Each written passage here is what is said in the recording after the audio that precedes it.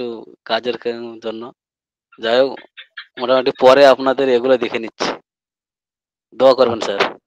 আচ্ছা আচ্ছা, ঠিক আছে। আচ্ছা আমি শুরু করি না?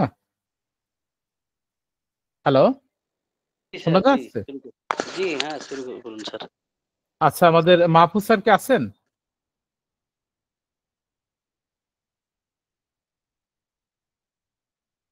আচ্ছা, যাই হোক, শুরু করি। আহ,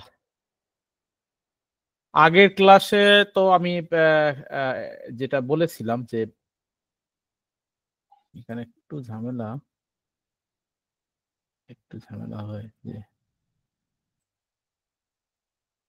আচ্ছা, আগের ক্লাসে বলেছিলাম যে কেস টেকিং এ ক্লাস নিয়েছেন মূলত, সেখানে মেন্টাল স্টেট এটা নিয়ে আসলে একটু মানে বাকি ছিল, বলছিলাম যে পরে ক্লাসে আলোচনা করব। তো আমার যারা এখানে প্রিভিয়াস যারা ব্যাচে যারা জয়েন করেছেন তারা এই বিষয়ে আগে কিছু ক্লাস করেছেন, সুতরাং তাদের একটা ধারণা আছে। যারা আমাদের নতুন প্রোগ্রামে জয়েন করার জন্য যারা রেডি হয়েছেন তাদের হয়তো একটু আলোচনা নতুন মনে হবে। তো হোমিও রেজিস্টার যারা নিয়মিত তাদের কাছে এটা খুব বেশি কঠিন হওয়ার কথা না। আচ্ছা, মূলত হোমিওপ্যাথিতে আমরা যে কথাটা বলি যে আগের দিন আলোচনার সময় বলেছিলাম যে মানসিক স্তরে যখন একটি সমস্যা তৈরি হয় তখন সেটা উম বলা যেতে পারে যে বিভিন্নভাবে সেটা প্রকাশ করে। তো এই মানসিক স্তরে যে সমস্যাটা, আচ্ছা, কেউ কথা বললে পরে একটু বললেন, আগে আমি ক্লাসটা একটু গুছিয়ে নিই।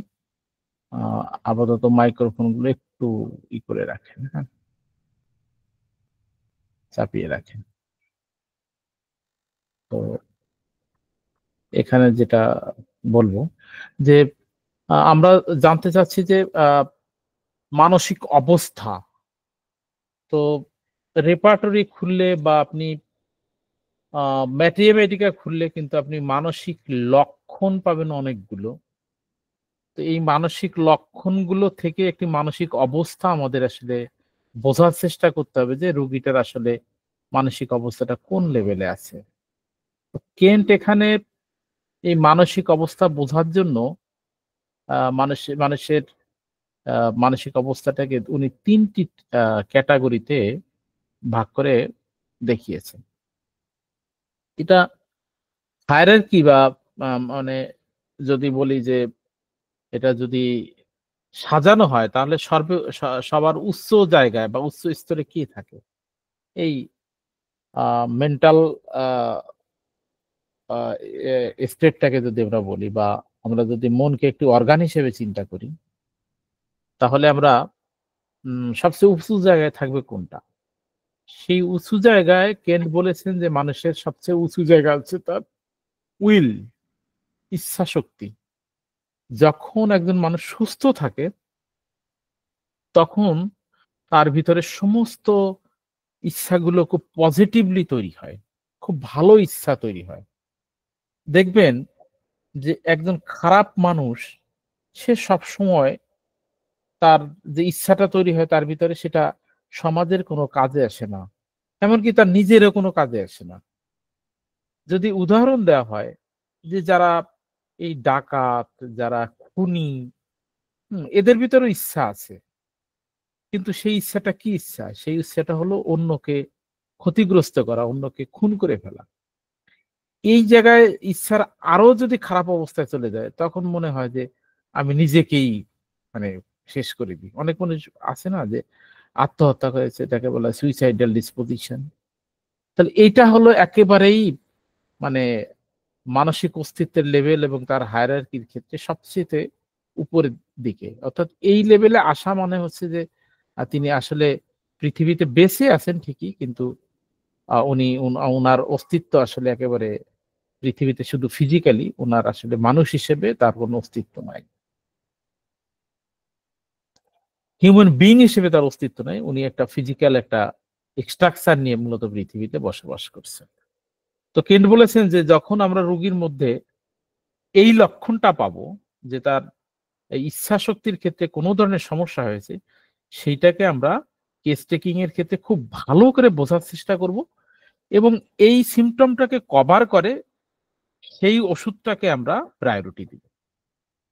ধরে নিলাম যে অন্যান্য ফিজিক্যাল সিমটম, তার পায়ে প্রচন্ড ব্যথা, বাম পায়ে প্রচন্ড ব্যথা, কিন্তু একই সাথে বলছে যে আমি আর বেঁচে থাকতে চাই না, আমার এই পৃথিবীতে আমার বেঁচে থাকার কোনো ইচ্ছা নাই, আমি আমি আমার বাচ্চাটাকে আমার মনে হচ্ছে নিষ্প্রয়োজন, আমি কয়েকবার মরতে গিয়েছি, তো পরিবারের লোকজন আমাকে দেখে ফেলার কারণে আমি মরতে পারিনি। তো মনে করেন যে এই সিমটমটা একটা ওষুধে দেওয়া আছে, সাপোজ আমি বলে দিলাম যে এই সিমটমটা অরামমেটে দেওয়া আছে, ঠিক আছে?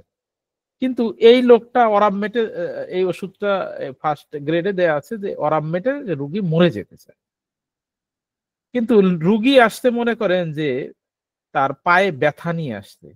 এখন পায়ে ব্যথায় আপনি দেখলেন যে অরামমেটে আসলে ওইরকম কোনো লক্ষণই, মানে ওইরকম কোনো ওষুধই খুঁজে পাওয়া যাচ্ছে না, বা ওইরকম কোনো সিমটম লেখাই নাই, অথবা রেপার্টরি খুঁজে দেখা গেল যে একটা এই অরামমেটের ক্ষেত্রে পায়ে ব্যথার একটা মানে থার্ড গ্রেড একটা পাওয়া গেছে, সিমটম পাওয়া গেছে, কিন্তু তার মানসিক সিমটম পাওয়া গেছে ফার্স্ট গ্রেডে। এখন রোগীর হচ্ছে মূলত পায়ে ব্যথা। এখন আপনাকে কিন্তু গুরুত্ব দিতে হবে যে এই রোগীর যে মানসিক যে লক্ষণটা, এটা ফার্স্ট গ্রেডে অরামমেট কভার করেছে, আর তার যে প্যাথোলজি সেটা থার্ড গ্রেডে কভার করেছে, ফার্স্ট গ্রেডে না। আরেকটা ওষুধের ক্ষেত্রে দেখা গেল যে রোগী এই যে মারা যেতে চায়, এইটা থার্ড গ্রেডে অন্য একটা ওষুধ, সেটা মনে করে যে লাইকোপোডিয়ামে দেওয়া আছে, আর তার পায়ে ব্যথার এই সমস্যাটা তার ফার্স্ট গ্রেডে দেওয়া আছে। এখন একজন বলেন তো আসলে এই রোগীর ক্ষেত্রে আমরা কোন ওষুধটাকে বেশি গুরুত্ব দেব, একজন বলেন তো, কেউ একজন বলেন তো, মাইক্রোফোন অন করে আমাকে। যেটা স্যার মানসিক লক্ষণ কভার করবে সেটাকেই দেবো স্যার। অ্যাবসলিউটলি, কারণ আমাদের মানসিক লক্ষণের গুরুত্ব এই প্যাথোলজি বা অন্যান্য লক্ষণের চাইতে অনেক বেশি প্রায়োরিটি পাবে। তাহলে আমরা যখন একটা ওষুধ পড়বো, তখন কিন্তু আমাদের এই মানসিক লক্ষণের ইম্পর্টেন্স যে জায়গাতে আছে, ওষুধের যে জায়গাটা, ওইটা আমরা ভালো করে বোঝার চেষ্টা করব। কেস টেকিং এর ক্ষেত্রে যদি ওই লক্ষণগুলো পাওয়া যায়, তখন কিন্তু আমরা কিন্তু ওই ওষুধটার দিকে বেশি চিন্তা করতে পারবো। এটা হচ্ছে সিদ্ধান্ত। এখানে অনেকগুলো ক্লাস নিলে এই সিদ্ধান্তটা নেওয়ার ক্ষমতাটা তৈরি হয়। এটা হোমিও ডাইজেস্টের সাথে যদি পরবর্তীতে আপনারা থাকেন, তাহলে এই সিদ্ধান্ত নেওয়ার ক্ষমতা আপনাদের তৈরি হবে। যিনি উত্তর দিয়েছেন তিনি কিন্তু আমাদের হোমিও ডাইজেস্টের শিক্ষার্থী, ঠিক আছে? এখন তাহলে আমরা কি দেখলাম যে মানসিক লক্ষণের এই জায়গাগুলো আসলে আমার বোঝা দরকার। তো সবচেয়ে উঁচু জায়গাটা হচ্ছে উইলের জায়গাটা। এই উইলটা হলো যে বললাম যে একটা আছে খারাপ আর একটা আছে ভালো। তো যখন একজন মানুষ সুস্থ থাকে, তখন তার ভিতরে ভালো ইচ্ছা শক্তি তৈরি হয়। তো একজন মানুষ সুস্থ হয়েছে কিনা, যে একজন রোগী আসছিল, সে এসে বলতেছে যে আপনার ওষুধ খাওয়ার পরে আমার পায়ে ব্যথাটা চলে গেছে, ওকে, কিন্তু রোগী বলতেছে যে আমার ওই মরে যাওয়ার যে লক্ষণটা ওটা কিন্তু যাচ্ছে না। তাহলে বুঝতে হবে যে আপনার ওষুধ সিলেকশন ঠিক হয়নি। কারণ হলো হয়তোবা আপনি ওই যে ফার্স্ট গ্রেডে লাইকোপোডিয়াম ছিল, আপনি লাইকোপোডিয়াম দিয়ে দিয়েছেন, লাইকোপোডিয়াম কি করেছে, অথবা আপনি এখানে রাস্টক্স দিয়ে দিয়েছেন, অথবা এখানে আপনি মানে সাপোজ থুজা দিয়ে দিয়েছেন। তো থুজা দিলে কি হয়েছে, সে ওই ফিজিক্যাল লেভেলের ওই জায়গাটাকে কভার করে রুগীকে পেলিয়েশন দিয়েছে, কিন্তু রুগীর মানসিক লক্ষণকে কভার করার কথা ছিল। মানে আপনার মনে করেন যে সাপোজ অরামমেট অথবা নেকটামিউর বা সাপোজ এই ধরনের কোন একটা মানসিক স্তরের কভার করে এরকম একটা ওষুধ কভার করার কথা ছিল। তা আপনি যখন ফিজিক্যাল প্যাথোলজিকে মানে খুবই গুরুত্ব দিয়ে যখন আপনি ওষুধটা দিলেন, তখন একটা পেলিয়েশন দিলেন, কিছুদিন পরে এই ব্যথাটা আবার ফিরে আসবে, কারণ এটা তো রুগীর মেন্টাল লেভেলকে কভারই করে নাই। তাহলে আমরা সবসময় খেয়াল করব যে রুগী কি রোগ নিয়ে আসছে সেটা না, উনি আসলে এখন কিসের রুগী হয়ে গেছে, উনি কি অরামমেটের রুগী হয়েছে, নাকি লাইকোপোডিয়ামের রুগী হয়েছে, নাকি আর্সেনিকের রুগী হয়েছে। প্যাথোলজি কি আছে সেটা আমাদের দেখার বিষয় না। কেস টেকিং এর ক্ষেত্রে আমরা কিন্তু এই রুগীটাকে বের করব, তার রোগটা কি হয়েছে সেটা জানা না। এখন কথা হলো যে রুগী কিন্তু আমাদের কাছে যখন আসে তখন কিন্তু রোগ নিয়ে আসে, এবং উনি তো হোমিওপ্যাথি পড়ে আসেন নাই, সুতরাং তার ক্ষেত্রে কিন্তু রোগটাই প্রাধান্য। সুতরাং রোগের তথ্যগুলো রোগীর কাছ থেকে আমরা ভালো করে নিব, মনোযোগ দিয়ে শুনবো। অনেক ডাক্তাররা যারা একটু নতুন প্র্যাকটিস করে তারা চিন্তা করে যে আমি তো রুগীর চিকিৎসা করি, রোগ কি বলতেছে এটা আমার শোনা দরকার, রুগী বলে যাচ্ছে, উনি অথবা লিখতেছে না, খালি শুনেই যাচ্ছে। তখন রুগী চিন্তা করে যে আমি এত কথা বললাম, ডাক্তার একটা কথাও লিখলো না, উনি তো আসলে আমার এই রোগটা মনে হয় ধরতে পারে না, অথবা এই ডাক্তার বোধহয় খুব একটা ভালো না, অথবা ডাক্তার আসলে কেস টেকিং এ দক্ষ না, অথবা ডাক্তার মানে আসলে খুব একটা আমার দিকে মনোযোগ দিচ্ছে না, এরকম। তাহলে আপনার কি করতে হবে? আপনি রোগ লক্ষণ প্যাথোলজি সবই নিবেন, কিন্তু যখন রুগীকে চিনতে যাবেন তখন কিন্তু আপনার খুব বেশি মনোযোগ দিয়ে তাকে বোঝার চেষ্টা করতে হবে যে এনার আসলে এই মানসিক জায়গাটায় কি গড়বড়ে তৈরি হয়েছে। আমরা সবসময় একটা ওষুধকে চেনার জন্য তার মানসিক অবস্থা, যেটাকে আমরা মেন্টাল জেনারেল বলি, তার ফিজিক্যাল জেনারেল, আর হচ্ছে তার ওই যে প্যাথোলজি, এই তিনটাকে আমরা চিন্তা করব। আর যদি পিকুলার সিমটম পাওয়া যায়, তাহলে আমাদের পা পা হলো কয়টা? চারটা। একটা জিনিসের যদি চারটা পা থাকে, সে কিন্তু একদম সুন্দরভাবে দাঁড়াতে পারে। তিনটা হলেও অনেক সময় দাঁড়াতে পারে, দুইটা একটা হলে কিন্তু ওইভাবে দাঁড়াতে পারে না। ঠিক আছে? আবার অনেক সময় এরকমও হয় যে এক পায়ের টেবিলও আছে, কিন্তু সেই টেবিলের পাটা কিন্তু অনেক মোটা থাকতে হয়, এবং সুন্দর এরকম মানে ওইরকম সাইজে সুন্দরভাবে সাজানো, মানে মোটা এবং নিচে ওইরকম থাকতে হয়। কিন্তু আমরা যদি এই চারটা জায়গায় রোগীকে মানে আবিষ্কার করতে পারি কোনো ওষুধের মধ্যে, মেন্টাল জেনারেল, ফিজিক্যাল জেনারেল, তারপর হচ্ছে প্যাথোলজিটা, তার মানে সে যে রোগজ অবস্থা নিয়ে আসছে, এবং তার যদি কোনো পিকুলার সিমটম, যেটাকে আমরা মানে বোঝার জন্য কম্বাইন্ড সিমটম, বা ওই যে আরেকটা টার্মিনোলজি ব্যবহার হয়, কনকমিটেন্ট যে লক্ষণ বলা হয়, এইভাবে যদি আমরা বের করে আনতে পারি তাহলে কিন্তু খুবই সুন্দর হয়। আচ্ছা, এরপরে হচ্ছে যে এই যে উইলের যে ভালো মন্দ দুইটা দিকই বললাম, তো এরপরে হচ্ছে যে আহ, এই খারাপ অবস্থাটা কিন্তু রুগীর ক্ষেত্রে আপনি হয়তোবা নাও পেতে পারেন, অর্থাৎ রুগী যদি খুব খারাপ দিকে না যায়। এখন বলতে পারেন, স্যার এই যে এই খারাপ দিকে যায় এই কথাটা মানে কি? খারাপ দিকে যায় এই কথাটা মানে হলো, যখন একটা মানুষের আহ কিছু সমস্যা হয়েছে, সেটা ফিজিক্যাল বা মেন্টাল যে লেভেলে সমস্যা হয়েছে, সেটা যদি দেখা যায় যে বিভিন্ন কারণে সেটাকে সাপ্রেস করানো হয়, সাপ্রেস মানে হচ্ছে যে এলোপ্যাথি ওষুধ দিয়ে সেটা চাপা দেওয়া হয়, অথবা তার মনে করেন যে একটা একটা বাচ্চা সে লিখতে গেলে ভুল করে, এটা হলো মানে আমাদের মেমোরির একটা জায়গা, যে লিখতে গেলে সে ভুল করে।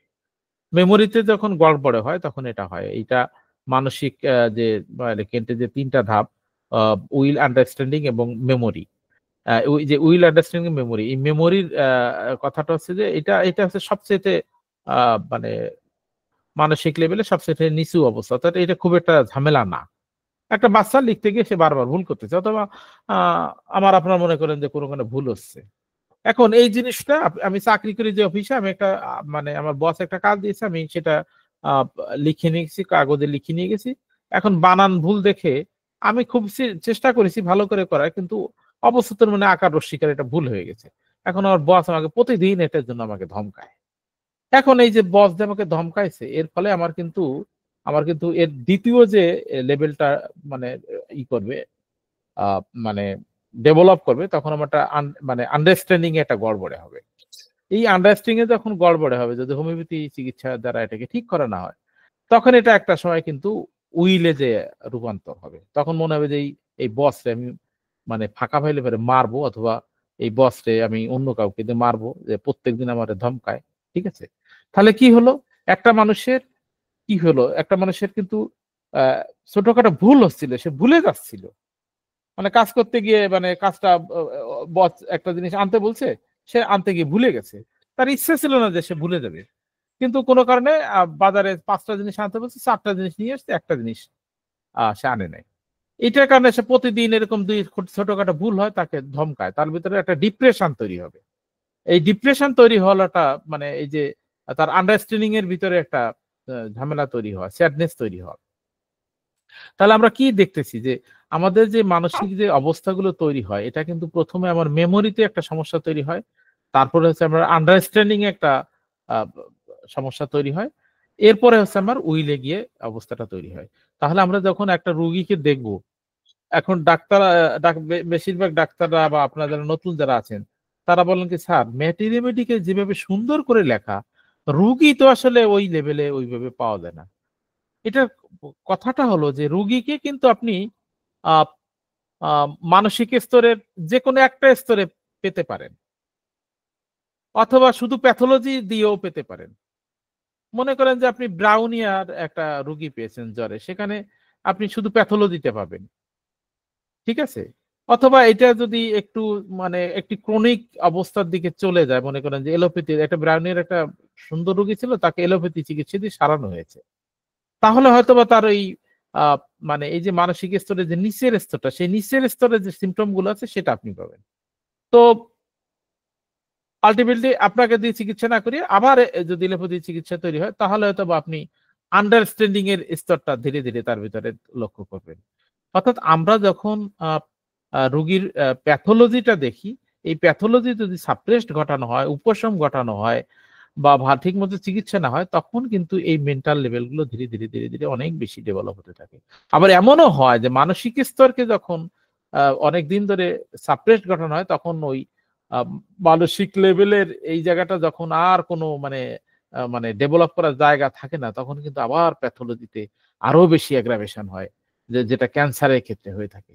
ক্যান্সারের ক্ষেত্রে এমন একটা জিনিস ঘটে যে রোগীর মানসিক অবস্থা একদম শেষ পর্যায়ে চলে গেছে, আর মানসিক লেভেলে জীবনী শক্তি কোনো সিমটম তৈরি করতে পারছে না, তখন ওই মানে একেবারে ক্যান্সারের লাস্টে যে ফিজিক্যাল যে প্যাথোলজি গুলো, এটা চরম আকারে ধারণ করে, ঠিক আছে? অর্থাৎ এই এই বিষয়গুলো আমাদের বুঝতে হবে। তো আমরা আহ, তাহলে হায়ারার্কির উপরের স্তরে দেখলাম যে মানুষের, আমরা উইলটা দেখলাম, তারপরে দ্বিতীয় স্তরে দেখলাম আমাদের আন্ডারস্ট্যান্ডিং। তো কেস টেকিং এর ক্ষেত্রে আমাদের সবসময় আন্ডারস্ট্যান্ডিং এর কিছু এই যে আছে, যেমন এক্সাম্পল হিসেবে বলা হয়েছে ফিয়ার, ইরিটেবিলিটি। তো এই আন্ডারস্ট্যান্ডিং বোঝার জায়গাটা বেশ কঠিন, কারণ এখানে রুগীরা তো আর গ্রামার পড়ে আসে না হোমিওপ্যাথি। তো সেখানে আমাদের আন্ডারস্ট্যান্ডিং বোঝার জন্য আমাদের কিন্তু একটা খুব সহজ একটা মানে টুলস হলো রুগীকে জিজ্ঞাসা করা, আপনার কি কিছুতে ভয় হয়, আপনি কি কিছুতে ভয় পান কিনা। এই ভয় সংক্রান্ত আপনি তথ্য যদি পান, তাহলে আপনি দেখবেন যে রুগী খুব ভালোই দিতে পারে, মানে উত্তর দিতে পারে। কারণ এখানে অনেক ধরনের আপনারই থাকে, মানে ছোট ছোট আমাদের রুব্রিক থাকে, কিন্তু সেই জিনিসগুলো আমরা আসলে অনেক সময় ভালো উত্তর পাই না, কিন্তু ওই ভয় নিয়ে যখন প্রশ্ন করা হয়, তখন রুগীরা খুব ভালো অ্যান্সার দেয়। আর তারপরে হচ্ছে যে আমাদের নিচেরটা হচ্ছে মানে যেটাকে বলা হচ্ছে মেমোরি। তাহলে আমি যদি এখানে হায়ারার্কি ধরে আলোচনা করেছি, উইল থেকে আলোচনা করেছি, আপনাকে প্রশ্ন করার সময় কিন্তু মেমোরি থেকে যেতে হবে। কারণ এটা থেকে গেলে পরে আপনি উপরের দিকে আস্তে আস্তে আস্তে আস্তে আস্তে প্রশ্নগুলো ধারাবাহিকভাবে করবেন এবং উত্তরগুলো ভালো পাওয়া যাবে, ঠিক আছে? হায়ারার্কির লেভেলটা আমি বুঝাচ্ছি যে ওইটা গুরুত্বপূর্ণ, উইলটা গুরুত্বপূর্ণ, কিন্তু রুগীর কাছে যখন প্রশ্ন করবেন তখন মেমোরি থেকে প্রশ্ন করবেন। তো এখানে আমি আরেকটা স্লাইড আপনাদের দেখাই। সরি, এটা কি হলো, একটা স্লাইড বোধহয় আমি একটু স্লাইডটা একটু ঠিক করে দেখি। আচ্ছা, এখানে আচ্ছা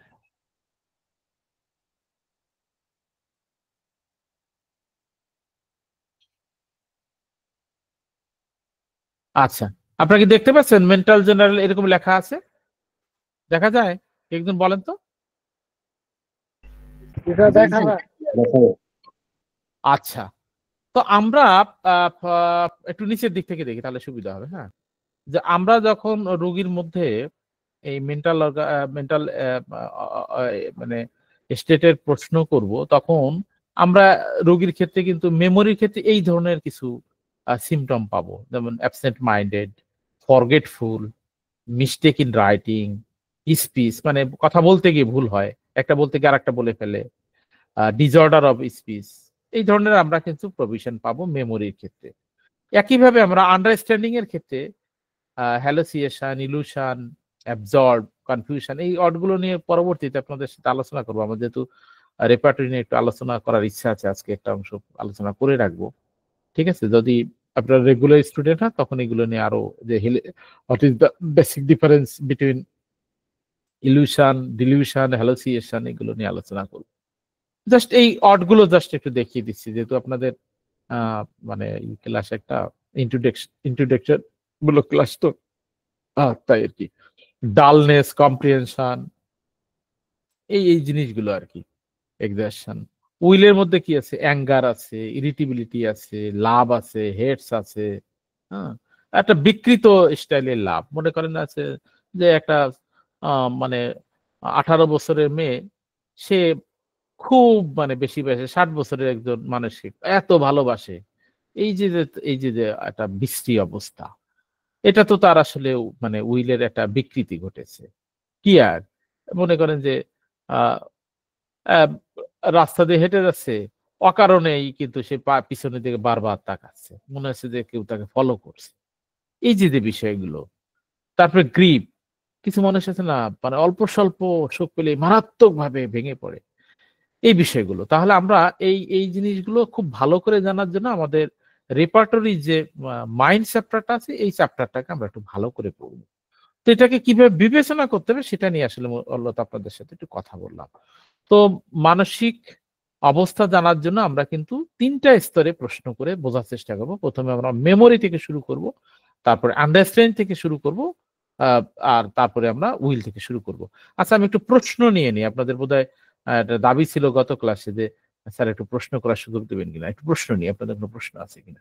মাইক্রোফোন অন করে প্রশ্নটা করেন।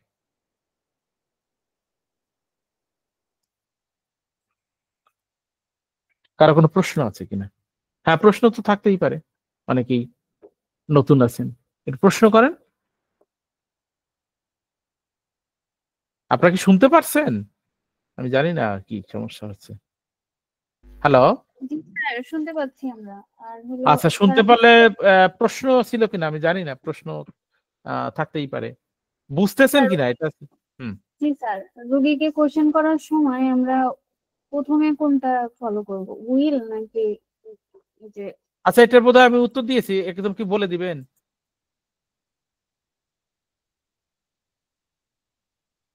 কে একজন বলে দিবেন? এটা উত্তর তো দিয়ে দিয়েছি। আচ্ছা, পলাশ আকন্দ একজন আছেন, আপনি বলেন তো, যেটা নিয়ে কথা হয়েছে তখন। পলাশ আকন্দ শুনতে পাচ্ছেন? পলাশ মজুমদার বলেন।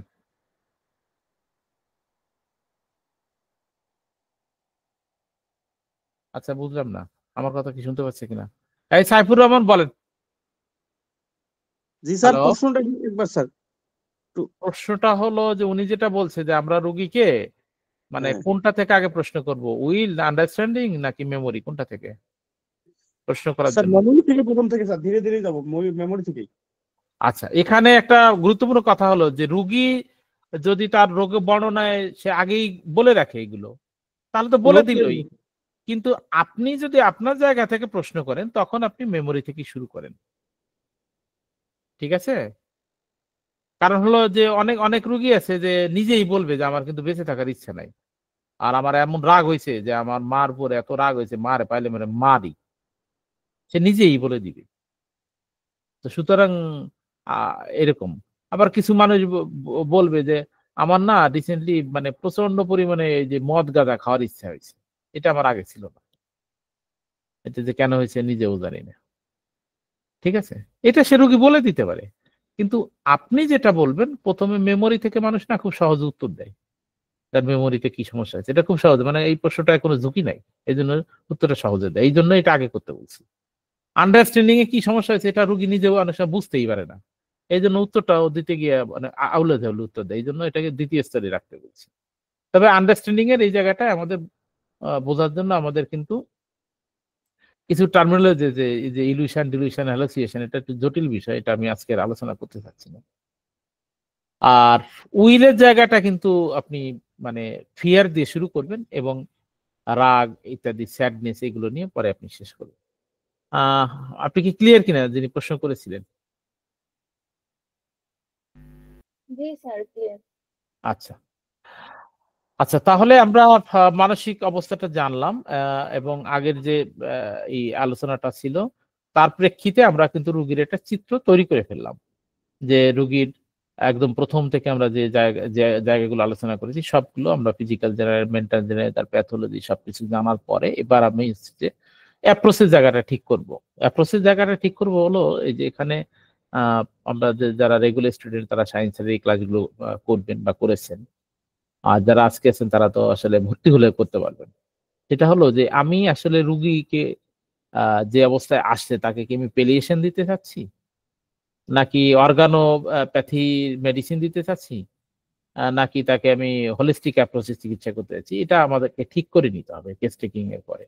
কারণ এটা রোগীর অবস্থা বুঝে আসলে ব্যবস্থা করতে হয়। যে একজন রুগী আসলে খুবই একটা বাজে প্যাথোলজি নিয়ে আসছে, মানে তার শরীরের যে অবস্থা তাকে যদি খুব মায়াজমেটিক প্রেসক্রাইবিং করা হয় বা কনস্টিটিউশনাল প্রেসক্রাইবিং করা হয়, তাহলে রুগীর যে মানে ভাইটাল ফোর্স বা তার যে জীবনের শক্তির যে অবস্থা, তা রোগ বৃদ্ধি পেয়ে বা এমন একটা প্যাথোলজিক্যাল ডিসঅর্ডার তৈরি হতে পারে যে রুগী মারাও যেতে পারে। তো তখন আমরা যেটা করি যে অর্গানোপ্যাথি স্টাইলে তার জন্য একটা আগে তাকে পেলিয়েশন দেওয়ার চেষ্টা করি, অথবা তার যে মেজর যে ফিজিক্যাল যে প্যাথোলজিটা আছে সেটাকে কমিয়ে আনার চেষ্টা করি, তখন এক ধরনের প্রেসক্রাইবিং। আর যদি মনে আছে না রোগীর জীবনের শক্তি খুব ভালো আছে, তাকে কনস্টিটিউশনাল মেডিসিন দেওয়া যায়, সেটাও দেওয়া যায়। আবার মনে হচ্ছে যে মায়াজম এখানে একটা ব্যারিয়ার তৈরি করে আছে, সেক্ষেত্রে মায়াজমেটিক প্রেসক্রাইব করতে হয়। এই জিনিসগুলো কিন্তু আমাদের সায়েন্সের একটা বই আছে, হ্যাঁ, প্রেসক্রাইবিং, হ্যাঁ, সেই বইটা আমাদের এই যে আহ, সেটা হচ্ছে homeopathic case taking and follow up management, তারপরে সে হোমিওপ্যাথিক ব্যবস্থাপত্রের প্রকার ও প্রকারণ, এই দুটো বই। তো আর আমাদের সাথে যদি আপনারা থাকেন তাহলে আশা করছি এটা খুব ভালোভাবে আমরা চেষ্টা করবো আপনাদের ধারণা দিতে আর কি। তো এই ছিল আমাদের কেস টেকিং নিয়ে আলোচনা। আমি এরপরে রেপার্টরির দিকে একটু যেতে চাচ্ছি। আজকে সময় তো আসলে খুব বেশি পাওয়া যায় না, তো এই জন্য আমি এই কেস টেকিং এর ক্লাসটা এখানে শেষ করতে চাচ্ছি। তো আরেকটি কথা বলে রাখি যে কেস টেকিং এর এই ক্লাসটা যদিও আপনাদের আমরা যারা নতুন তাদেরকে আমরা বলা যেতে পারে দেড়টি ক্লাসে এটা শেষ করলাম, কিন্তু যারা আমাদের রেগুলার স্টুডেন্ট হবেন এটা আমরা আরো মিনিমাম 4টা ক্লাস এটা শেষ করব। আরো উন্মুক্ত আলোচনার সুযোগ থাকবে, প্রত্যেকটা আইটেম ধরে ধরে আলোচনা করার সুযোগ থাকবে। তো আপনাদের যদি সুনির্দিষ্ট প্রশ্ন থাকে করে নিতে পারেন, না হলে আমরা পরবর্তী আলোচনায় যাব। কারো কোনো প্রশ্ন আছে কিনা?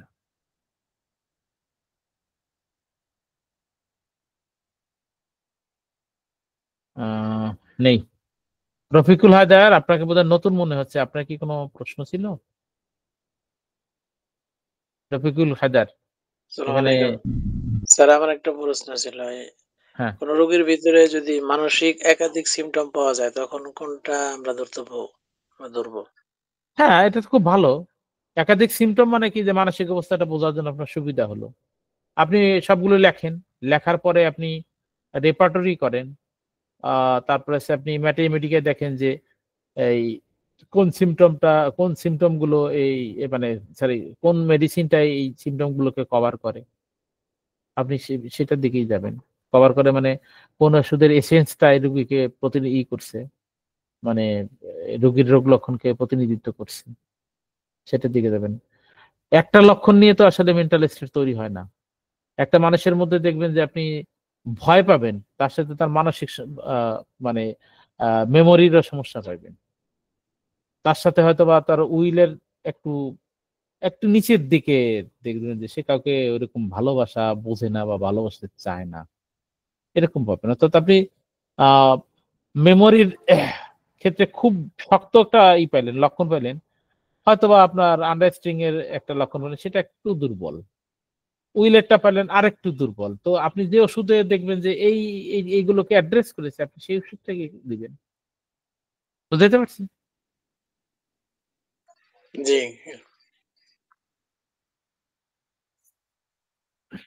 অর্থাৎ আমাদের যে জায়গাটা সেটা হলো যে আমাদেরকে মানে বিবেচনার ক্ষেত্রে এই জায়গাগুলোকে নিতে হবে। কারণ হলো, আগের দিন এই কথাটা বলেছি, আবার বলি, মন হলো পুরো মানুষটাকে প্রতিনিধিত্ব করে, যেটা হোমিওপ্যাথির ভাষায় বলা হয় যে রুগীটাকে প্রতিনিধিত্ব করে, রোগটাকে না। তো যেহেতু আমরা রোগীর চিকিৎসা করি, সুতরাং আমাদের মানসিক লক্ষণগুলো খুবই দরকার। কিন্তু ঝামেলাটা হয় যে একটা মানসিক লক্ষণ ধরে ওষুধ সিলেকশনে চলে যায়, এটা ঠিক নয়। একটা মানসিক অবস্থা ধরে যেতে হবে, আর এই মানসিক অবস্থাটা বোঝার জন্য আমাদের এই 3টা এরিয়া থেকে বুঝতে হবে। ঠিক আছে? আর আর নিতে চাচ্ছি না, এবার আমি ইসে চলে যাই। হ্যাঁ, রেপার্টরি অপশনে চলে যাই। আচ্ছা, এখানে আপনারা দেখছেন যে আমরা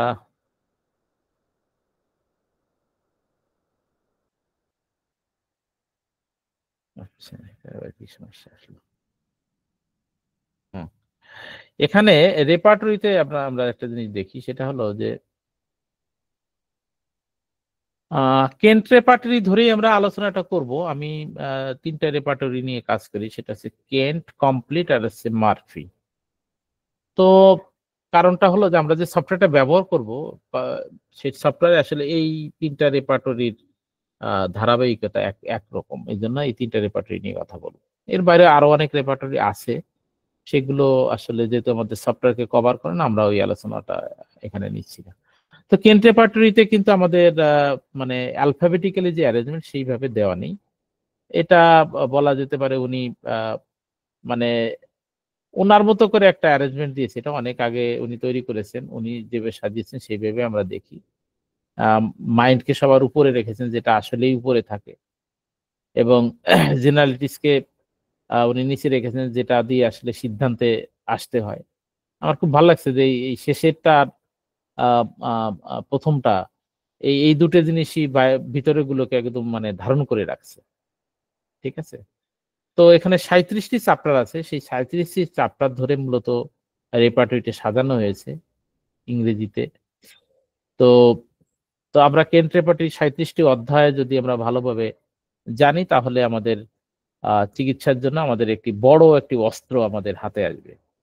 অর্থাৎ যে কথাটা বলা হয় যে আপনি যখন যুদ্ধে নামবেন, তখন আপনার কাছে কিন্তু সব ধরনের অস্ত্রই থাকতে হবে। কারণ আহ, কখন কোন অস্ত্রটা কোন জায়গায় ব্যবহার করা দরকার, সেটা হয়তো বা পরিস্থিতি আপনাকে বলে দিবে। অনেকে বলে যে আমি তো ম্যাথমেটিকা ভালো বুঝি, ম্যাথমেটিকা ভাষাটাও আমি ভালো বুঝি, তাহলে রেপার্টরিটা আমার জন্য দরকার না। তা ঠিক আছে, রেপার্টরি আপনার দরকার না, কিন্তু দেখা যাচ্ছে যে রোগীর মধ্যে একটা লক্ষণ রোগী খুব সুস্পষ্ট ভাবে বলে দিছে যে আমার এই সমস্যাটা আছে। তো এইটা ম্যাথমেটিকে খুঁজে বের করতে গেলে তো আপনাকে অনেক সময় লাগবে। কিন্তু আপনি ওই লক্ষণটা যদি আপনি রেপার্টরি ব্যবহারটা জানেন, তাহলে ওই লক্ষণটা ওই অধ্যায়ে গিয়ে আপনি খুঁজে বের করলেন, দেখলেন যে ওখানে মাত্র 2টা বা 3টা ওষুধ আছে। আপনি ওই 2-3টা ওষুধের মধ্যেই কিন্তু আপনার সিদ্ধান্ত নিতে সুবিধা হবে। তাহলে কথা হলো, যুদ্ধে যাব আর বাড়িতে একটা অস্ত্র ফেলে রেখে যাব, তাহলে কি আসলে আমি প্রকৃত সৈনিক হইলাম? হইলাম না তো। আমি যুদ্ধে যাচ্ছি, বন্দুক নিছি, কিন্তু কোনো কারণে আমার বন্দুকের গুলিটা শেষ হয়ে গেছে। তো তখন তো আমাকে এমন হতে পারে যে আমার কাছে একটা ছুরি থাকলে এবার আমি আমার যে শত্রু আছে তারে আমি আক্রমণ করতে পারতাম। তো আমার কাছে বন্দুকের গুলি নাই, বা কোনো কারণে বন্দুকটা কোনো কারণে কেড়ে নিয়ে গেছে, তখন একটা ছুরি কিন্তু আপনাকে রক্ষা করতে পারবে। তাহলে আমি আহ আমার যে মেইন যে মানে এটা কেন্ট কিন্তু বলেছে যে হোমিওপ্যাথি ডাক্তার হতে হলে অর্গানন, অর্গাননতে আসলে আমাদের ফিলোসফিটা আছে, অর্গানন এন্ড ফিলোসফি, আর হচ্ছে ম্যাথমেটিকা, আর হচ্ছে রেপার্টরি। এই 3টা জায়গার উপরই আমাদের মানে একদম পরিশ্রম ধারণা রাখতে হবে। এখন এইগুলোকে আবার অ্যাসিস্ট করে আছে আমাদের এই যে ফিজিওলজি, অ্যানাটমি, প্যাথোলজি। হ্যাঁ, এইগুলো কিন্তু আবার এই এই রেপার্টরি বোঝার জন্য যেমন আমাদের অ্যানাটমিটা বোঝা দরকার, প্যাথোলজিটা বোঝা দরকার রেপার্টরি বোঝার জন্য। ঠিক আছে? তারপর হচ্ছে যে রুগী সুস্থ হচ্ছে কিনা, এটা কিন্তু বোঝার জন্য আমাদের আবার মানে ফিজিওলজিটা বোঝা দরকার। মানে অনেক ধরনের বিষয় আছে যেটা আমাদের এই রেপার্টরিকে সাপোর্ট করে। একজন রোগী আসলে সুস্থ হচ্ছে কিনা, এটা যদি আমরা ক্লিনিক্যালি এটা প্রুভ করতে চাই, তাহলে কিন্তু আমার প্যাথোলজিক্যাল রিপোর্ট দরকার হতে পারে। এখন আমি প্যাথোলজিক্যাল রিপোর্ট লিখতেই জানি না, যে কিভাবে একটা মানে একটা টেস্ট দিব সেটা লিখতেই জানি না, তাহলে তো হইলো না। আর রোগীর উন্নতি হচ্ছে কি হচ্ছে না, এটা মানে একেবারে যদি আমরা ইসের মাধ্যমে প্রুভ করতে চাই, এটা যদি মানে একেবারে গ্রামাটিক্যালি প্রুভ করতে চাই, তাহলে তো আমার এই প্যাথোলজিক্যাল রিপোর্টের দরকার আছে, তাই না? অথবা যদি আমি প্যাথোলজিক্যাল রিপোর্টের পাশাপাশি যদি আমি কিছু সিমটম দেখে বোঝার চেষ্টা করি, তাহলে তো আমার ফিজিওলজি জানার দরকার আছে। ওকে, এই হলো বিষয়। আচ্ছা, এরপরে আমরা আসি,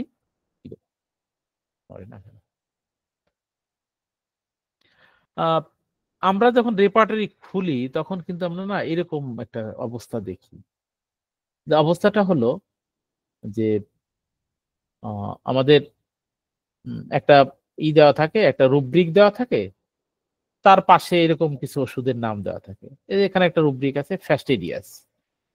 ফ্যাস্টিডিয়াস মানে আছে যে খুঁতখুঁতে, পোশাক পরিচ্ছদে খুঁতখুঁতে। কিছু মানুষ আছে না, যে একটু ভাঁজ পড়া পোশাক পেলে ভাঁজ পড়ে গেলে আর সেটা পড়তে চায় না, একটু কাদা লাগলে করতে চায় না। কিছু মানুষ আছে যে লেখা একটু ত্রুটি হলে খুবই মানে মেজাজ খারাপ করে, সবকিছু পরিপাটি করে রাখতে চায়, খুব পরিষ্কার পরিচ্ছন্ন পোশাক পরিচ্ছদ পরে, খুব সেজে গুজে যায়। তো এইগুলো হচ্ছে ফ্যাস্টিডিয়াস। এখন এই ফ্যাস্টিডিয়াস এর এখানে আমরা অনেকগুলো ওষুধ দেখছি। যেমন এখানে ফার্স্ট গ্রেড আছে পালসিটিলা। পালসিটিলার যে মহিলারা দেখবেন এরা খুব সাজুগুজু হয়, খুব সাজুগুজু হয়। ন্যাপটামিউরের যারা থাকবে তারাও কিন্তু খুব মানে একদম কোনো জায়গায় যাওয়ার সময় মানে তারা নর্মাল ড্রেসে যায় না। আর্সেনিকে সে একই অবস্থা, খুব ফিটফাট হয়ে যায়। এমনি মানুষটা খুব কিপটা, কিন্তু কোনো জায়গায় যাওয়ার সময় একদম মানে এমন সুন্দর ড্রেস আপ করে দেবে যে দেখে আপনার খুব ভালো লাগবে। ঠিক আছে, আচ্ছা যাই হোক। তাহলে আমরা কি দেখলাম যে আমাদের ফ্যাস্টিডিয়াস এই রুব্রিকটা কভার করেছে আমাদের এই ওষুধগুলো। তাহলে এখানে আমরা এই যে কালার যে চেঞ্জ গুলো দেখছি সেটা নিয়ে একটু আলোচনা করি, যে আমাদের এই এরকম কালার কেন। তো এখানে আমরা দেখছি যে আমরা দেখলাম আগের স্লাইডে দেখি যে এখানে আমাদের 3 রকমের কালার আছে। একটা হচ্ছে আমার হচ্ছে যদিও এখানে মানে কালার দিয়ে বোঝানো হয়েছে, লালটা হচ্ছে মূলত বোল্ড। লালটা হচ্ছে আমাদের বাংলাদেশে কিছু বই আছে তারা কালার দিয়ে বুঝাইছে, কিন্তু ইন্টারন্যাশনালি কিন্তু লেটার দিয়ে বোঝানো হয়। ইন্টারন্যাশনালি কিন্তু এইটা দেওয়া নাই। মনে করেন যে আপনি যদি মার্ফি রেপার্টরি দেখেন, অথবা ইন্ডিয়ান প্রিন্ট যদি কোনো রেপার্টরি দেখেন, ইন্ডিয়ান প্রিন্ট যদি কেন্ট রেপার্টরি দেখেন, সেখানে দেখবেন যে ফার্স্ট গ্রেডে বোল্ড দিয়ে লেখা আছে, এই যে বোল্ড, ক্যাপিটাল বোল্ড। এই যেমন পালসিটিলা, এই যে এইটা, এটা ক্যাপিটাল, মূলত ক্যাপিটাল বোল্ড। আর ন্যাপটামিউর এটা হচ্ছে আপনার ইটালিক। এটা কিন্তু ক্যাপিটাল না, আবার হচ্ছে ইটালিক, কিন্তু এর ইটা হলো যে প্রথম যে অক্ষরটা থাকবে সেটা হচ্ছে ক্যাপিটাল লেটার থাকবে। তাহলে একটা হচ্ছে ক্যাপিটাল বোল্ড, আর একটা হচ্ছে আমাদের ক্যাপিটাল লেটার দিয়ে শুরু। ঠিক আছে, আর একটা আছে নর্মাল লেটারে। তাহলে আমরা একটু দেখে নিই এখানে কি আছে। তো ফার্স্ট গ্রেড সিমটম যে ওষুধগুলো কভার করে, ফার্স্ট গ্রেড মানে যে ওষুধগুলো ফার্স্ট গ্রেড সিমটম হিসেবে রিপ্রেজেন্ট করে, এটা হচ্ছে বোল্ড দিয়ে থাকে। এটাকে বলা হয় যে 3 মার্কস। 3 মার্কস মানে হচ্ছে যে মানে ওয়েটের দিক দিয়ে এটাকে 3 মার্কস দেওয়া হয়েছে। সেকেন্ড গ্রেড সিমটম হিসেবে এটাকে ইটালিক বলা হয়েছে, এটা বলা হয়েছে 2 মার্কস। থার্ড গ্রেডে বলা হয়েছে যে এটা হচ্ছে অর্ডিনারি, এটা হচ্ছে 1 মার্ক। আমরা যখন ওষুধের ক্ষেত্রে এই জায়গাগুলো দেখব, তো আমরা যদি কোনো জায়গায় দেখি যে এইরকম মানে 3 মার্কে বোল্ড মেন্টাল কোনো সিমটম আছে, সেটার দাম অনেক বেশি।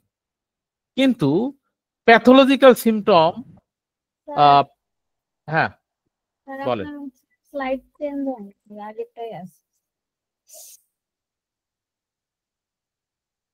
এখন কি ওই যে আহ, এখন কি চেঞ্জ হয়েছে? এটা এটা এটা চেঞ্জ হয়েছে। এই ফ্যাস্টিডিয়াস লেখা দেখা যায়? ফ্যাস্টিডিয়াস, হ্যালো? না, দেখা যায় না স্যার। ফ্যাস্টিডিয়াস দেখা যাচ্ছে না? আরে কমাল, তাহলে এতক্ষণ ধরে। আচ্ছা, এখন কি দেখা যায়? ফ্যাস্টিডিয়াস দেখা যায়? জি স্যার, জি। দেখা যায় না? আচ্ছা, ফ্যাস্টিডিয়াস দেখা যায়, ফ্যাস্টিডিয়াস দেখা যাচ্ছে তাই তো? আচ্ছা, এবার এবার দেখেন তো আহ, এই যে ফার্স্ট গ্রেড বোর্ড এই কথাগুলো আছে কিনা দেখা যায়। স্যার এবার আসছে? হ্যালো, জি স্যার এখন আসছে। আসছে না? আচ্ছা, এইভাবেই দেখাই, মানে এই স্লাইড চেঞ্জ করতে গেলে ঝামেলা হচ্ছে আর কি। একটু বড় হয় আর কি। এখন এখন না, এইভাবে দিব না, ঝামেলায় যেতে হচ্ছে, থাক। আচ্ছা, তাহলে আমরা কি দেখলাম যে আমাদের ইন্টারন্যাশনালি যে রেপার্টরি সেখানে কিন্তু আমাদের ফার্স্ট গ্রেড যে মেডিসিন গুলো কভার করে সেই মেডিসিন গুলো বোল্ড করে লেখা, সেকেন্ড গ্রেড রিপ্রেজেন্ট করে সেটা ইটালিক করে লেখা, এবং যেটা নর্মাল সেটা অর্ডিনারি করে লেখা। এটা কালার মধ্যেই কিন্তু কালারের ডিফারেন্সিয়েশন এইভাবে লেটার দিয়ে দেখানো হয়েছে। আচ্ছা, এবার আমরা চলে যাই যে আমাদের এই যে যে আমরা আগের স্লাইডে দেখলাম যে বোল্ড, ইটালিক, অর্ডিনারি, এটা হচ্ছে আসলে এটা আমরা যদি একটু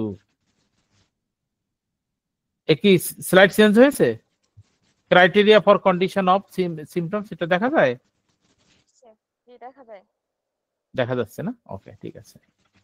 আচ্ছা, এবার আমরা দেখি যে এই যে ফার্স্ট গ্রেড, সেকেন্ড গ্রেড, এই থার্ড গ্রেড, এই জিনিসটা আসলে কিভাবে আসছে। আচ্ছা, এখানে ফার্স্ট গ্রেড এটা হচ্ছে আমরা প্রুভিং এর সময় দেখেন এখানে লেখা আছে, আমরা একটু পড়ি। প্রুভিং এর সময় এটা কি হয়েছে? আচ্ছা, majority of the provers have given, অর্থাৎ ফার্স্ট গ্রেডে যে সিমটমটা পাওয়া গেছে এটা হচ্ছে যে মেজরিটি, ম্যাক্সিমাম প্রুভার যারা ওষুধ প্রুভ করেছে মানুষের দেহে, তারা বলছে যে হ্যাঁ এই লক্ষণটা পাওয়া গেছে। ঠিক আছে, অর্থাৎ পালসেটিলার যখন প্রুভিং করা হয়েছে একজন মানুষের উপরে, দেখা গেছে যে পালসেটিলা তাকে খাওয়ানোর ফলে তার ভিতরে এই ফ্যাস্টিডিয়াস লক্ষণটা পাওয়া যায়। কি হলো, কথা শুনতে কেউ কি কথা বলতে পারছেন? একটু জোরে বলে, আমি শুনতেই পাচ্ছি না তো। হ্যালো, না স্যার, হ্যাঁ, সবকিছু ঠিক আছে, বলেন। আমার কথা কি পরিষ্কার শোনা যায়? জি স্যার, শোনা যায় স্যার, শোনা যায়। হ্যাঁ, এই যে উনি এখন যিনি বলেন ওনার কথাটা ভালো শোনা গেছে, আগের গুলো একটু অস্পষ্ট ছিল। অর্থাৎ প্রুভিং এ কি দেখা গেছে যে পালসেটিলা যারা প্রুভিং করেছে তাদের মানে মেজরিটি দেখেছে যে পালসেটিলা খাওয়ালে পারে মানুষের মধ্যে এই সিমটমটা তৈরি হয় যে তার ভিতরে একটা ফ্যাস্টিডিয়াস তৈরি হয়, ফ্যাস্টিডিয়াসনেস তৈরি হয়। সে যেখানে মানে আগে আগে ওরকম সাজুগুজু ছিল না, এই মেয়েটা পালসেটিলা খাওয়ানোর পরে তার ভিতরে না একটা সাজুগুজু ভাব তৈরি হয়েছে, সে যেখানে যায় সে সাজুগুজু করে দেয়। অথবা আর্সেনিক খাওয়ানো হয়েছে, সে আগে আগে সাজুগুজুর ব্যাপারে এত মনোযোগ দিয়েছে না, এখন সাজুগুজু করে। আচ্ছা, তারপর সে রিপ্রুভিং, রিপ্রুভিং মানে আবার যখন পরীক্ষা করা হয়েছে, কনফার্ম বাই রিপ্রুভিং, হ্যাঁ দ্বিতীয়বারের পরীক্ষাতেও কিন্তু এই লক্ষণটা পাওয়া গেছে। ঠিক আছে, আচ্ছা, তারপর হচ্ছে ভেরিফাইড আপন সিক, মানে যখন এটা কোনো রুগীর ক্ষেত্রে এটা প্রয়োগ করা হয়েছে তখন ওই ওষুধটা আসলে ওই লক্ষণ ধরে যখন প্রয়োগ করা হয়েছে তখন কিন্তু আসলে ওষুধটা কাজ করেছে। তাহলে ফার্স্ট গ্রেডে কিন্তু আমাদের এই তিনটা বৈশিষ্ট্য ছিল যে ফার্স্ট গ্রেডে যে ওষুধগুলো সেটা যখন পরীক্ষা করা হয়েছে, পুনঃপরীক্ষা করা হয়েছে, এবং যখন রোগীর ক্ষেত্রে এই লক্ষণটা পাওয়া গেছে, প্রত্যেকটা ক্ষেত্রে এই এই লক্ষণটা ধরে ওষুধ দিলে ওষুধটা আসলে কাজ করেছে। সেকেন্ড গ্রেডে যে ওষুধটা আছে সেটা বলা হচ্ছে যে ব্রড বাই ফিউ প্রুভার্স, মানে এটা কিন্তু খুব বেশি সংখ্যক প্রুভার এটা প্রুভ করে নাই। ঠিক আছে, সেকেন্ড গ্রেডে যারা আছে অল্প সংখ্যক, মানে মেজরিটি, মানে মনে করেন যে এই লক্ষণটা দেখা যাচ্ছে যে মানে অনেক প্রুভার এটা প্রুভ করে দেখে নাই, সুতরাং এটার ইটা কম আর কি, মানে প্রুভারের সংখ্যা কম। তবে এটা সুবিধাটা হলো যে কনফার্ম বাই রিপ্রুভিং, মানে কিন্তু এটা রিপ্রুভিং এর সময় পাওয়া গেছে। তাহলে আমাদের ফার্স্ট গ্রেড এবং সেকেন্ড গ্রেডের মধ্যে কিন্তু খুব বেশি পার্থক্য নেই। এখানে জিনিসটা হচ্ছে যে অনেক মানুষ প্রুভ করেছে, সেকেন্ড গ্রেডে যেটা আছে যে একটু তুলনামূলক কম সংখ্যক প্রুভাররা প্রুভ করেছে, ডাক্তাররা প্রুভ করেছে। ঠিক আছে, আরেকটা হচ্ছে যে প্যাথোলজিক্যালি যেটা আছে অকেশনালি ভেরিফাইড, এটা প্যাথোলজিক্যালি এটা প্রুভ করে দেখা হয়নি। অনেক সময় হয় কি প্যাথোলজিক্যালি প্রুভ করে এটা দেখা হয় না কেন, প্যাথোলজিক্যালি অনেক অনেক মেডিসিন প্রুভ করার ঝামেলা হয়। যে মনে করেন যে আপনার ল্যাকেসিসের যে বিষয়টা, ল্যাকেসিস তো আসলে এইভাবে প্রুভ করে দেখার সুযোগ নাই, কারণ এটা করতে গেলে রোগীর ক্ষতি হবে। আর্সেনিক বারবার রোগীতে দিলে ফের রোগী মারাও যেতে পারে। ঠিক আছে, এরকম কিছু মানে ব্যতিক্রম যে ওষুধগুলো আছে এগুলো কিন্তু ওইভাবে রিপ্রুভ করা সম্ভব না। এই জন্য দেখবেন যে আর্সেনিক, তারপর হচ্ছে আপনার এই ফসফরাস, তারপর হচ্ছে ল্যাকেসিস, এইগুলো না অনেক ম্যাক্সিমাম ক্ষেত্রে আপনি সেকেন্ড গ্রেড পাবেন, ফার্স্ট গ্রেড পাবেন না, কিন্তু ওই সেকেন্ড গ্রেডটা খুব ইম্পর্টেন্ট। অথবা থার্ড গ্রেড পাবেন। থার্ড গ্রেড পাওয়ার সম্ভাবনা ল্যাকেসিসের ক্ষেত্রে, ফসফরাসের ক্ষেত্রে অনেক বেশি, কারণ এই ওষুধগুলো মানে ওই ওই মানে প্রুভিং এর সময় অনেক ঝামেলা আছে। ঝামেলাটা হলো কি, খুব বিষাক্ত ওষুধ তো, বেশি খাওয়ালে পরে রোগী মারাও যেতে পারে। এই জন্য এটার প্রুভিং এর একটা জটিলতা ছিল। এই জন্য আমরা ক্লিনিক্যালি দেখবো যে মেন্টাল সিমটম কভার করেছে, থার্ড গ্রেডে এটা মনে করেন যে প্যাথোলজিতে আছে, আপনি কিন্তু এটা নিশ্চিন্তে ব্যবহার করতে পারবেন। অর্থাৎ আমরা এসেন্সটা দেখবো মূলত, যে এসেন্সটা হিসেবে কি আছে। আমাদের কি সময় কি শেষ কিনা আমি জানি না। আমাদের কি ক্লাস কি 40 মিনিটের না? হ্যালো 9টা 50 লেখা ছিল, তো এখনো তো সময় আছে। এখনো সময় আছে? জি আচ্ছা ঠিক আছে, ফাইন। আচ্ছা, এরপর হচ্ছে আমাদের থার্ড গ্রেড। থার্ড গ্রেডে হচ্ছে কি যে নাও এন্ড দেন, অর্থাৎ now and then a prover bring out the symptom. মানে এটা মানে খুব বেশি প্রুভিং করা হয়নি, এটা মাঝে মাঝে অল্প দুই একটা প্রুভিং আছে। মনে করেন যে কিছু ওষুধ আছে এরকমই যে খুব বেশি প্রুভিং করা হয়নি। নট কনফার্ম রিপ্রুভিং, আসলে প্রুভিংটাই ভালো মতো করা হয়নি, কিন্তু রিপ্রুভিং আর তো প্রশ্নটা ওইভাবে আসে, কনফার্ম করা হয় না।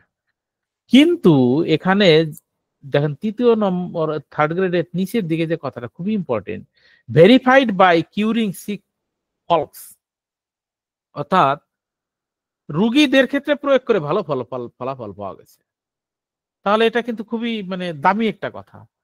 আপনি একটা মানে দেখলেন, একটা ওষুধ দেখলেন যে মানে এই যে আগের স্লাইডে চলে যায়, এখানে দেখলেন যে একটা একটা এই যে মনে করেন যে থুজা, দেখেন এই থুজা, হ্যাঁ থুজা দেখেন থার্ড গ্রেডে আছে। কিন্তু এই থার্ড গ্রেড মানে কি, যে রুগীর যে মানে ফিজিক্যাল যে প্যাথোলজিটা এটাকে থার্ড গ্রেড কভার করেছে। ঠিক আছে, মনে করেন যে হাতের তালুতে আছিল, সাপোজ আমি আমি সঠিক মানে ওষুধ বলছি না, যে উদাহরণ দিচ্ছি, হাতের তালুতে আছিল, সেখানে আপনি সুজাকে দেখলেন এরকম থার্ড গ্রেডে, কিন্তু আপনি এই আর্সেনিককে দেখলেন আপনি সেকেন্ড গ্রেডে, আর আপনি পালসিটিলাকে দেখলেন ফার্স্ট গ্রেডে, হাতের তালুতে আছিল। ঠিক আছে, এখন আপনার তো নিশ্চয়ই মনে হবে যে পালসিটিলা যখন ফার্স্ট গ্রেডে পাইছে, হাতের তালুতে আছিল, তাহলে তো পালসিটিলাই দিব। কিন্তু দেখা গেল যে রুগীর যে মানসিক লক্ষণ পাওয়া গেছে বা তার ফিজিক্যাল জেনারেল যে লক্ষণগুলো পাওয়া গেছে সেটা থুজাকে কভার করেছে। ঠিক আছে, দেন কিন্তু আপনাকে কিন্তু থুজা দিতে হবে, কারণ পালসিটির লক্ষণ তার ভিতরে আসলে পাওয়া যায় নাই, বা আর্সেনিক লক্ষণ পাওয়া যায় নাই। তাহলে এখানে আমরা যেটা দেখব, যে আমরা যখন ক্লিনিক্যালি ভেরিফাইড এই ওষুধগুলো আমরা যখন ব্যবহার করব, তখন আমাকে দেখতে হবে যে এই জায়গাটা ফিজিক্যাল প্যাথোলজিটা আসলে ইম্পর্টেন্ট কিনা। এটা কিন্তু খুবই ইম্পর্টেন্ট। এই এই এই ওষুধগুলো, এই যে এই এই থার্ড গ্রেড ওষুধগুলো কখন এরকম লাল মানে এই যে লাল, এখানে তো লাল দেওয়া আছে, আসলে মূলত এরকম ক্যাপিটাল ব্লকে দেওয়া থাকবে যখন রোগীর মধ্যে অ্যাডভান্স প্যাথোলজি তৈরি হবে। আমি একটু অ্যাডভান্স প্যাথোলজিটা একজনের কাছে জানতে চাই, অ্যাডভান্স প্যাথোলজিটা কি কেউ বলবেন? অ্যাডভান্স প্যাথোলজি কি, কে একজন বলেন তো। হ্যালো, অ্যাডভান্স প্যাথোলজি কি? এখানে কি আছে? কামরুল ইসলাম বলেন তো অ্যাডভান্স প্যাথোলজি কি? প্রথমে স্যারকে ধন্যবাদ জানাই। স্যার অত্যন্ত সাবলীল ভাষায় আমাদের ক্লাসটা উপস্থাপন করছেন। আমরা যারা অডিয়েন্স আছি আশা করছি সবাই স্যারের ক্লাস মনোযোগ সহকারে শুনতে পেয়েছি এবং বুঝতে পেরেছি। তো স্যার আমাকে এত অডিয়েন্সের ভেতরে আমার নামটা দেখতে পেয়েছেন এবং আমাকে স্মরণ করেছেন, এজন্য স্যারকে অসংখ্য ধন্যবাদ। তো স্যার, আমি আসলে আপনার প্রশ্নের সঠিক উত্তর দিতে পারছি না, এজন্য নিজেকে না না না, অপরাধী সমস্যা নেই, ভাবছি। না না, অপরাধের কিছু নাই।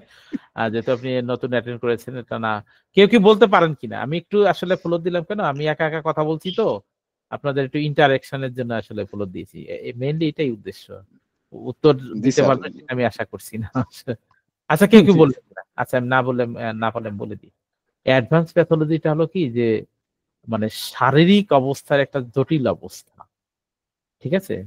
মনে করেন যে একজনের কিডনিতে স্টোন এমন পর্যায়ে গিয়ে গেছে, চলে গেছে, যে এখন তার মানসিক চিকিৎসা দিতে গেলে রুগীর আসলে অবস্থা খারাপ হয়ে যাবে, ঠিক আছে? তার গল ব্লাডারে স্টোন, বা তার প্রেশার মারাত্মকভাবে বেড়ে গেছে। একজন রুগী এসে, আমার প্রচন্ড ভাবে প্রেশার বেড়েছে, বা রুগী এসে বলছে আমার ডায়াবেটিস তো 22-এ চলে গেছে।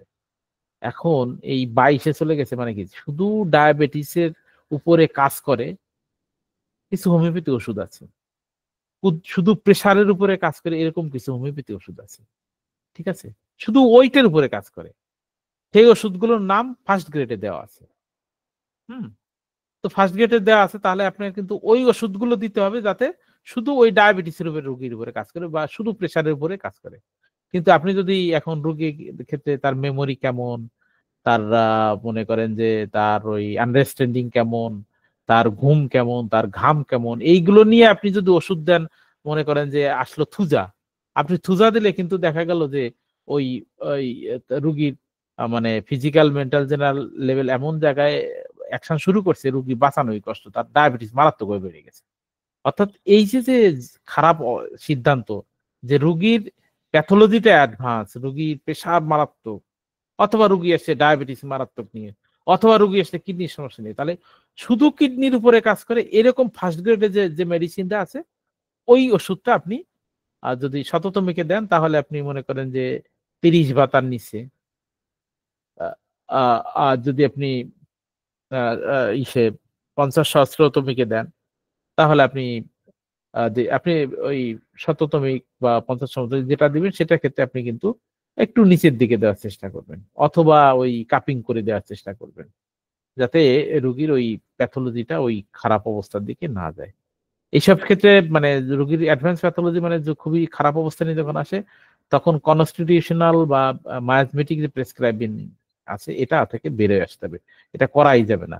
আপনি যদি মায়াজমেটিক প্রেসক্রাইব করেন, মনে করেন যে একজন রুগীর প্রেশার, মারাত্মক প্রেশার, তাকে যদি আপনি কোনো কারণে আপনি মনে করেন সিপিলিন নাম দিয়ে দিবেন, প্রেশার তো কমবে না, রুগী মারাও যেতে পারে। আচ্ছা, আমাকে বলছি যে ক্লাসের সময় প্রায় শেষের দিকে। আচ্ছা, ঠিক আছে। আমার যেহেতু এই ক্লাসটা নিয়ে আবার সামনে কথা বলার সুযোগ আছে, আমি আপনাদের একটু প্রশ্ন করে আপনাদের ছেড়ে দিই। আমি আজকে পর্যন্ত যতটুকু শিখিয়েছি বা যেটুকু আলোচনা করার চেষ্টা করেছি, আসলে অ্যাডাল্ট লার্নারদের ক্ষেত্রে কিন্তু ওই যে শিখিয়েছি এই কথাটা বলা গ্রামাটিক্যালি রং। তো যে প্রেজেন্টেশনটা দিয়েছি, এই জায়গায় আপনাদের যদি কিছু প্রশ্ন থাকে, সেই প্রশ্নগুলো নিয়ে শেষ করে দিব, ঠিক আছে? আমার যেহেতু 9:45 আমাদের রেগুলার বেসে আর একটি ক্লাস আছে, ঠিক আছে? আপনাদের কোনো প্রশ্ন থাকলে সুনির্দিষ্টভাবে প্রশ্ন করেন, তার আমি ছেড়ে দিব।